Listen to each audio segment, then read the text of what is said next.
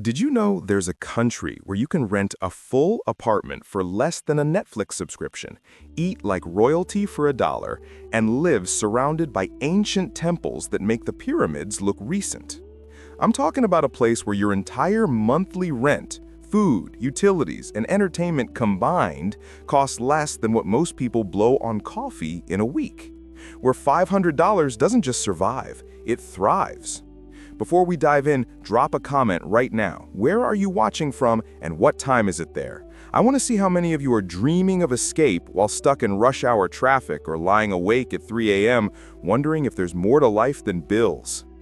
This is Cambodia, and what you're about to discover will make you question everything you thought you knew about money, freedom, and what it actually costs to live well. Number 15, the land of 5,000 temples. And your new $200 apartment. Picture this. You wake up, not to an alarm, not to the soul-crushing panic of another Monday, but to golden light streaming through your window. The smell of incense drifting from a temple just down the street, one of 5,000 temples in this country. Cambodia isn't just cheap, it's ancient. We're talking about a nation with more temples than Starbucks has locations worldwide. Angkor Wat alone, the largest stone religious monument on Earth, makes other wonders look like tourist traps. But here's what they don't tell you. This same country that was once a superpower, controlling half of Southeast Asia, a civilization so advanced it built irrigation systems Europe couldn't match, you can live here for the price of a used car payment. A modern one-bedroom apartment in Phnom Penh or Siem Reap, $200 to $350. Want to wake up to ocean sounds in Sihanoukville? $250 gets you a beachfront view. Go rural and you're looking at $150. Wait, what? The same country housing one of humanity's greatest architectural achievements charges less for rent than a gym membership? Here's the thing about Cambodia. It's a land of contradictions, a place that survived one of history's darkest genocides. The Khmer Rouge nearly erased Buddhism entirely, leaving fewer than 3 monks alive in the entire country, and came back stronger, more spiritual, more alive than ever. Number 14, where your dollar buys a feast and your fear of poverty dies. Let's talk food, because this is where Cambodia stops making sense and starts making you angry you didn't move here sooner. A full plate of rice, stir-fried meat, fresh vegetables, and a side that would cost $15 at your local authentic Asian restaurant, $1 to $2. A bowl of Khmer-style noodles, rich with coconut milk, lemongrass, and that depth of flavor that only comes from recipes passed down through centuries, around $1. You want to splurge? Go ahead. Hit up a fancy restaurant with air conditioning, white tablecloth, and a view. You'll walk out $5 to $7 lighter. That's splurging. Here's what happens to your brain when food costs nothing. You stop stressing. You stop calculating. You stop that mental math that turns every meal into a financial negotiation. Sarah, a 34-year-old teacher from Portland, told me, "I spent 10 years eating ramen to save money. Now I eat fresh fish amok, steamed in banana leaves with coconut milk and spices, tropical fruits I can't even pronounce, and incredible street food every single day, and I'm saving more money than I ever did in the States." But it's not just the price, it's what the price represents. Freedom from the constant grinding anxiety that you're one unexpected expense away from disaster. If you're still not subscribed, I have to ask, do you actually want to keep living paycheck to paycheck? Because that's what not subscribing says, that you're comfortable with struggle. Hit subscribe, prove me wrong. Number 13, the Khmer language that has no periods or commas. Imagine learning a language where sentences just keep going. No periods, no commas, no punctuation to tell you where one thought ends and another begins. That's Khmer, one of the oldest surviving languages in Southeast Asia, and it's written like a stream of consciousness that never stops flowing. For outsiders, it's maddening. Where does the sentence end? When does the next one start? It's like reading someone's thoughts before they've organized them. But here's what it reveals about Cambodian culture.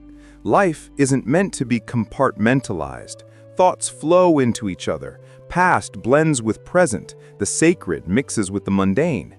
This linguistic quirk mirrors how Cambodians live, fluidly moving between ancient traditions and modern life, between Buddhist temples and casino lights, between a genocidal past and an optimistic future.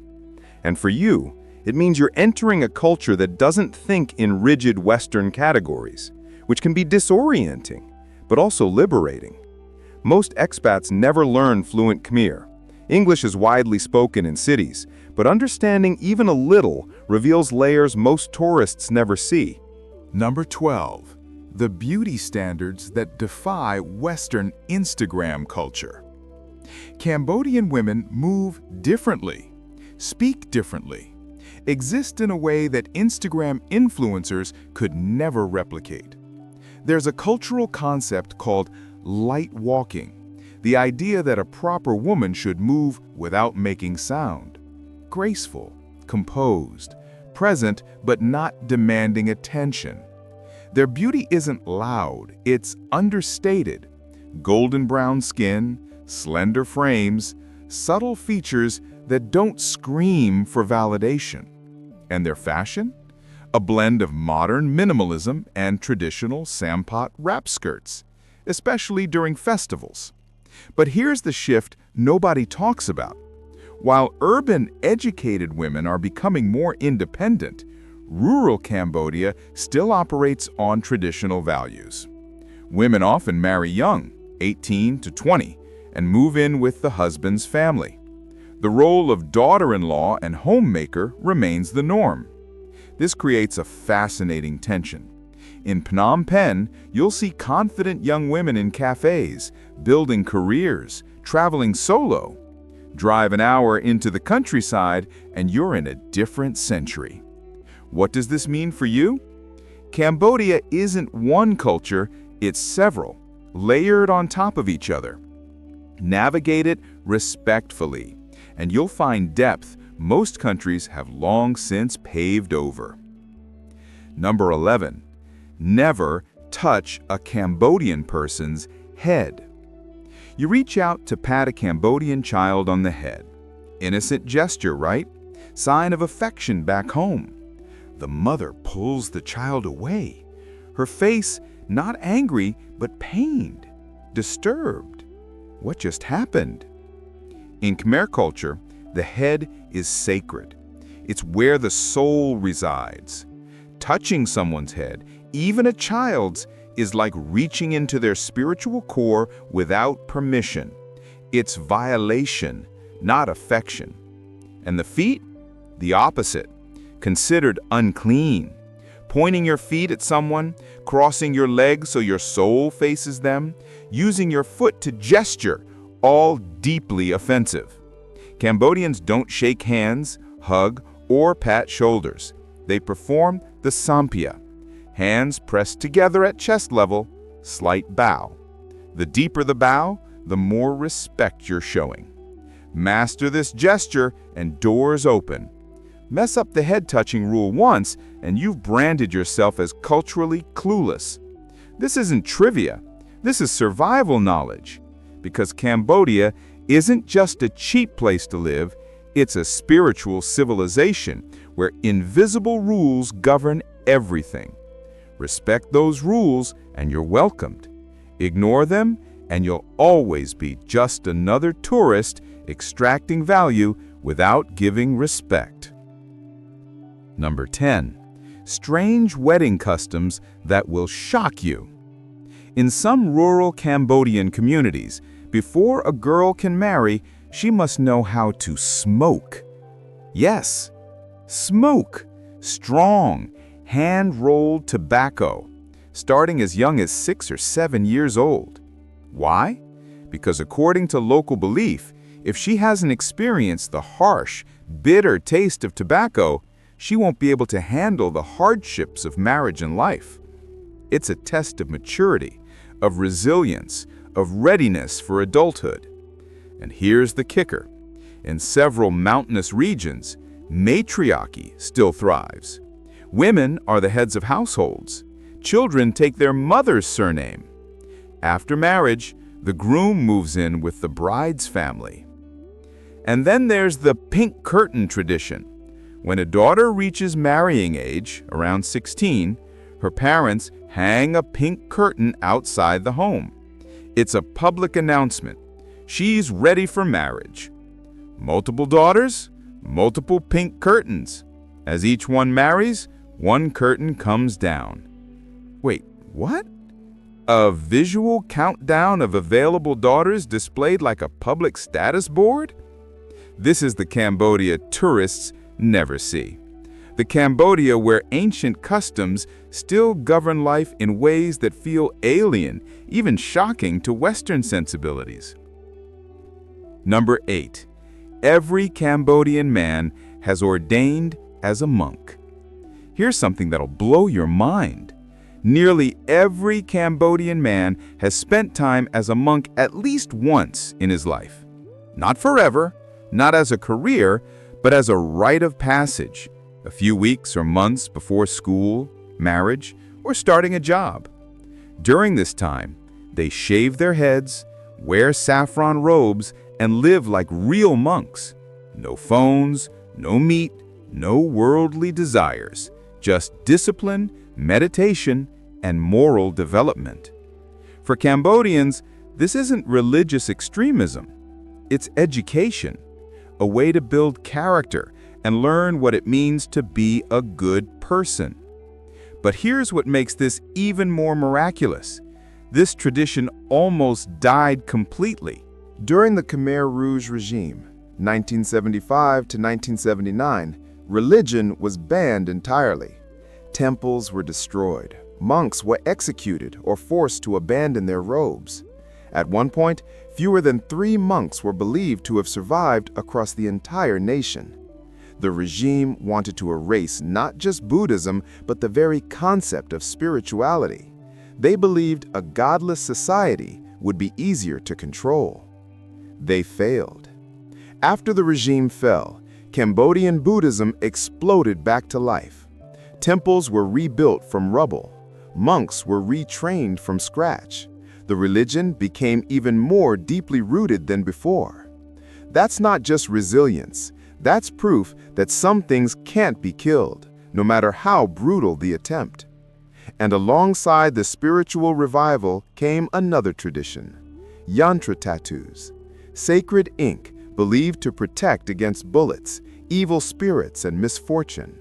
Monks still perform these, chanting prayers as needles pierce skin, infusing the design with spiritual power.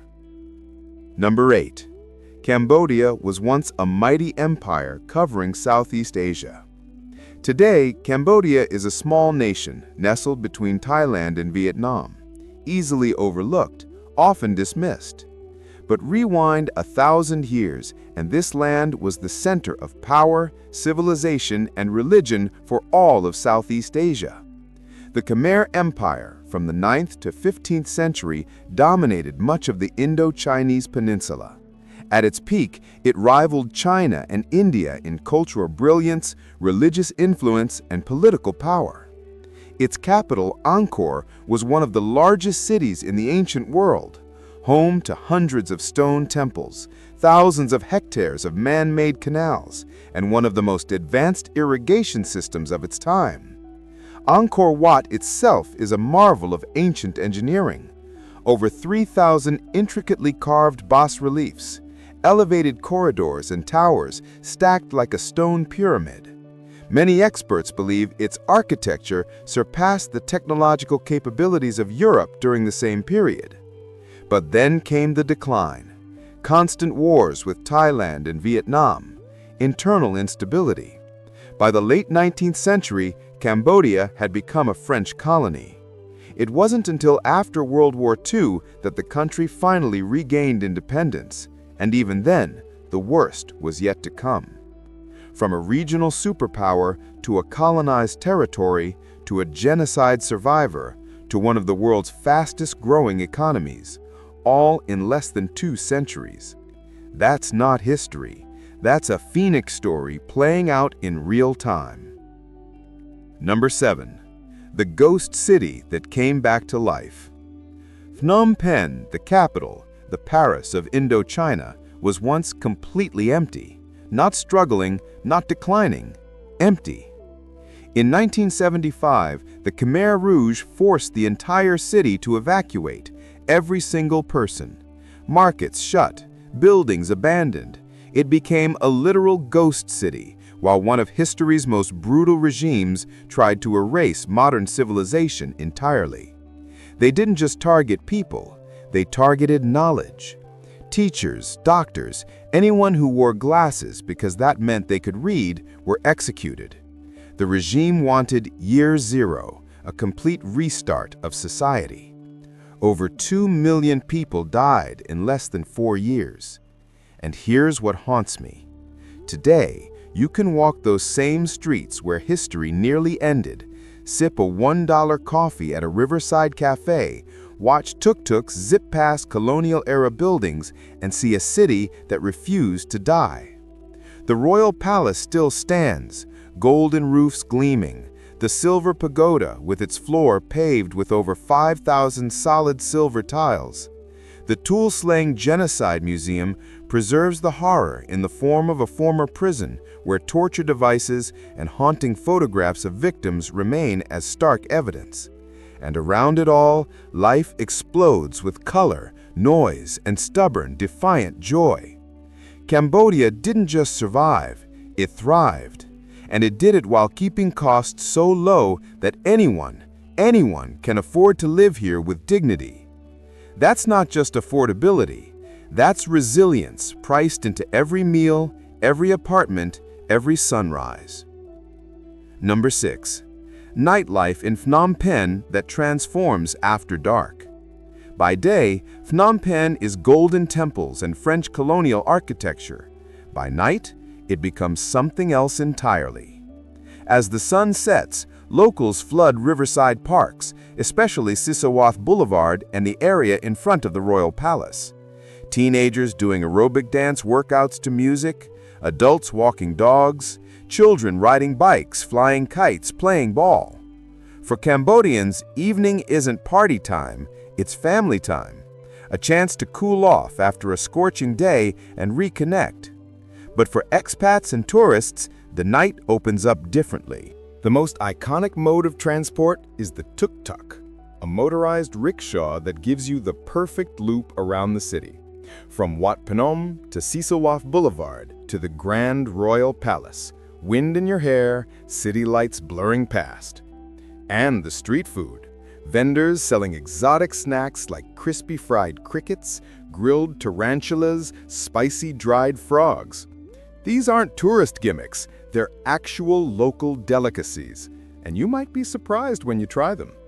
Want the lively scene? Head to the Backpacker District near the National Museum, where neon-lit bars and beer clubs come alive.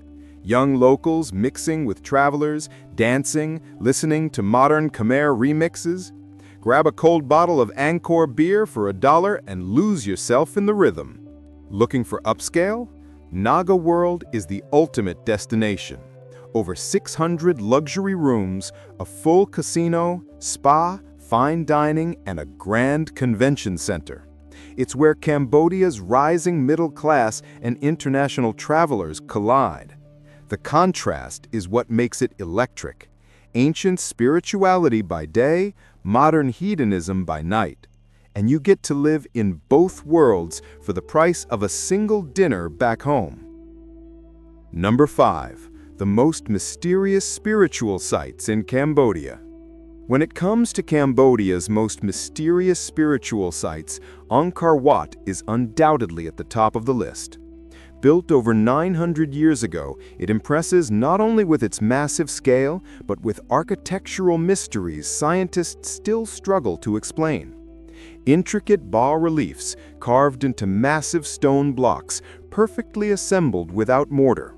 Statues of gods and Buddhas so finely polished they appear almost lifelike. Even more astonishing, the entire structure was built on a swampy area without a solid foundation. Yet it has stood firm for centuries without sinking or collapsing. How? Nobody knows for certain. Not far away lies Angkor Thom, the final capital of the ancient Khmer Empire. It's best known for the Bayon Temple, with its massive stone-carved faces of the Buddha, enigmatic smiles seeming to follow every step you take. As you pass through the south gate, you'll see dozens of giant stone statues lined up like ancient guardians who have silently protected the city for over 800 years. But if you want sacred sites tied to the very origins of Khmer civilization, visit Phnom Kulen, Kulen Mountain. Located about 50 kilometers from Siem Reap, this mountain is where King Jayavarman II, regarded as the founding monarch, first declared his divine kingship. Today, it's home to hundreds of Hindu and Buddhist carvings scattered along sacred streams. One remarkable spot, the River of 1,000 Lingams, where countless fertility symbols are carved directly into the riverbed. Locals revere this as a holy land, where heaven and earth once met, where gods descended and where Khmer people continued to make pilgrimages during major religious festivals. Standing there, you feel it. This isn't just tourism. This is something older, deeper, and more powerful than anything you can buy. Number 4. The casino paradise of Southeast Asia. Here's a twist you didn't see coming.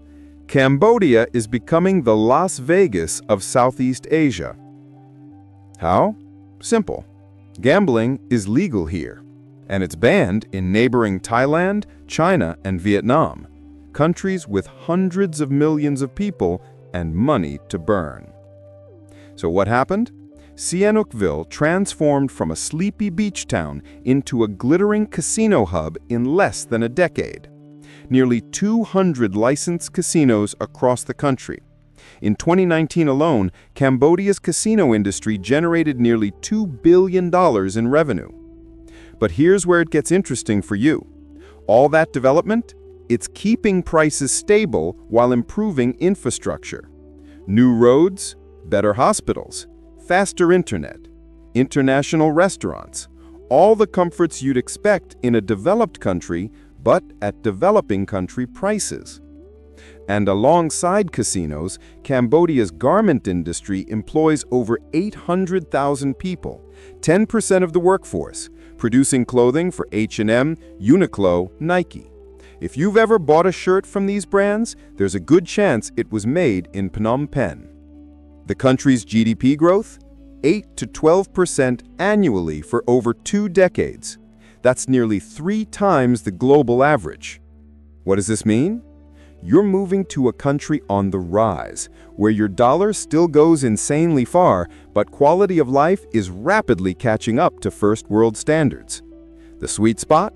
Developed enough to be comfortable, underdeveloped enough to be affordable. That window won't last forever. And if you haven't subscribed yet, here's the truth. You're watching other people build the lives you dream about while you sit on the sidelines. That's a choice.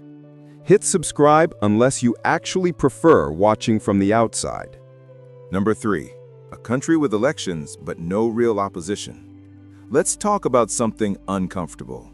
Cambodian politics. On paper, it's a multi-party democracy, constitution, national assembly, regular elections. In reality, the opposition has been almost completely erased. Cambodia follows a constitutional monarchy. The king, currently Norodom Sihamoni, is the formal head of state, but he holds no real power. The country has been effectively governed for over 38 years by Hun Sen, leader of the Cambodian People's Party, the most dominant figure in modern Cambodian politics. Technically, Cambodia still holds elections and allows multiple parties to participate. But in practice, the CPP has systematically weakened, neutralized, or outright eliminated opposing forces. The turning point? 2017, when the Cambodian National Rescue Party, the largest opposition party, was dissolved by the Supreme Court for allegedly plotting to overthrow the government. Since then, elections have lacked genuine competition. The National Assembly became a one-party chamber. And in 2023, Hun Sen announced he would hand over his position to his son, Hun Manet. Although the transition followed legal procedures, the fact that the successor was his own son led many to describe it as political succession within a republic. Is it still democracy? or just another form of authoritarian rule dressed in democratic clothing. Here's what matters for you. Cambodia is stable, sometimes oppressively so. There are no coups, no civil wars, no sudden upheavals that endanger expats. But there's also no real political freedom, no public protests without consequences, no challenging the ruling party without risk. You're trading political freedom for economic freedom. For some, that's an acceptable deal. For others, it's a deal breaker. Only you can decide which freedom you value more. Number 2, irresistible dishes you can't find anywhere else. Let's get back to what matters. Food. That will ruin you for everywhere else. Fish amak, Cambodia's most iconic dish. Fish steamed in coconut milk, flavored with prahok, fermented fish paste, lemongrass, turmeric, galangal, and kaffir lime leaves. The mixture is placed in banana leaves and steamed until it releases a rich, fragrant aroma. The result? Soft, creamy, slightly sweet. The essence of Southeast Asia's tropical soul.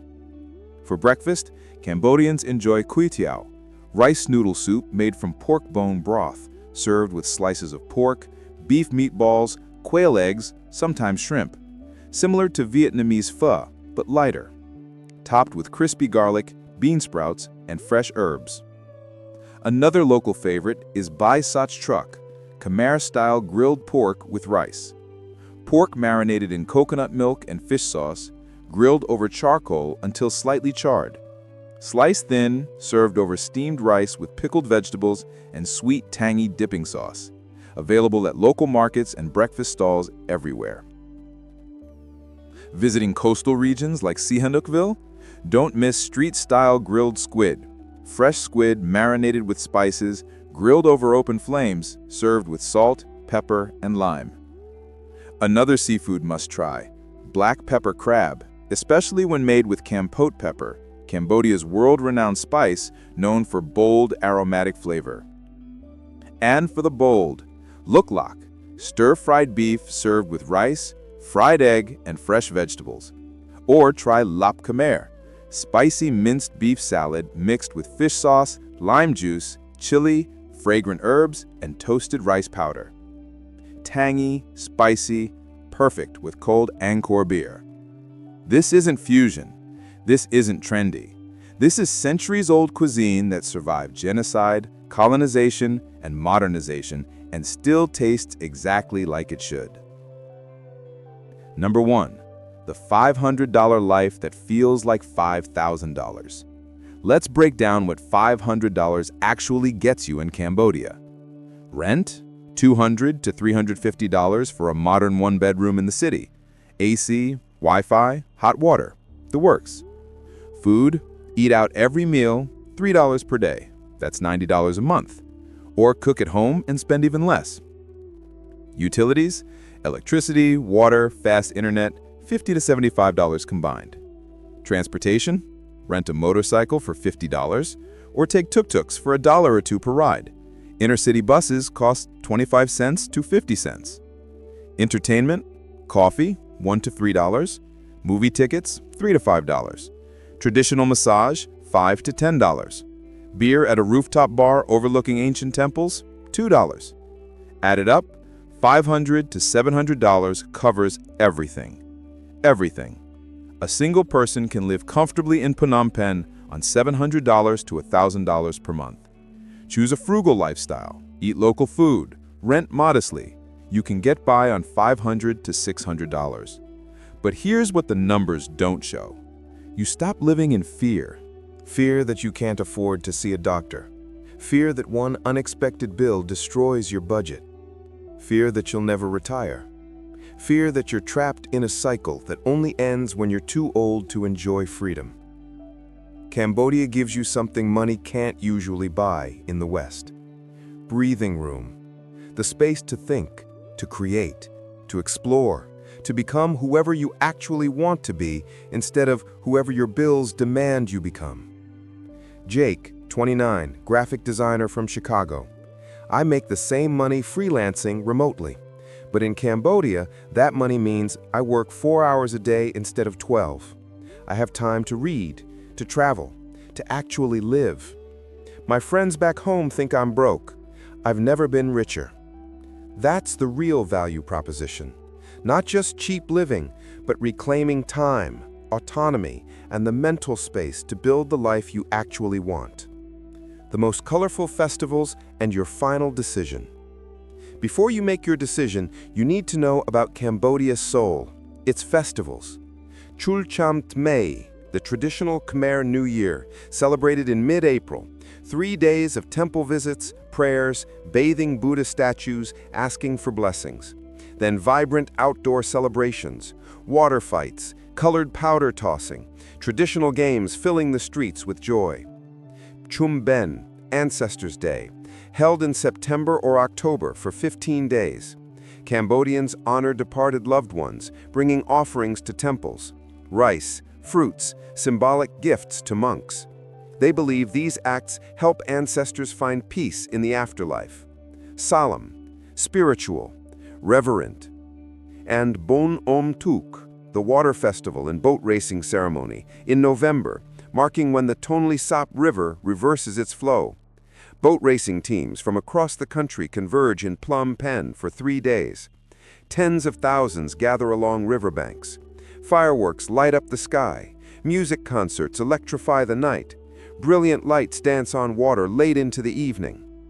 This is what you're joining.